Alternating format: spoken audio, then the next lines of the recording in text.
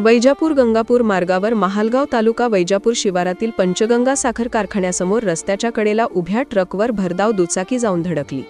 मंगळवारी मध्यरात्री 12:30 वाजता झालेल्या या अपघातात 2 तरुणांचा मृत्यू झाला। सूरज संजय गायकवाड वय 24 वर्षे राहणार बाजारतळ श्रीरामपूर आणि सुमित विलास धोत्रे वय 20 वर्षे राहणार आमराई तालुका बारामती जिल्हा पुणे अशी मृत तरुणांची नावे आहेत। सूरज व सुमित हे कामानिमित्त वैजापूर येथे रूम करून राहत होते। मंगळवारी गंगापूर शहरात त्यांनी पेवर ब्लॉक बसवण्याचं काम केलं।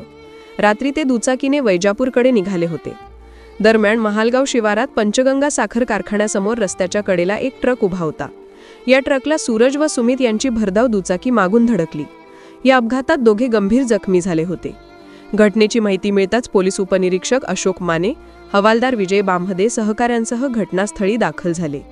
विकी संकपाळ यांनी रुग्णवाहिकेतून दोघांना वैजापूर येथील उपजिल्हा रुग्णालयात दाखल केले असता डॉक्टरांनी तपासून मृत घोषित केले। या प्रकरणी विरगाव पोलीस ठाण्यात नोंद घेण्यात आली आहे।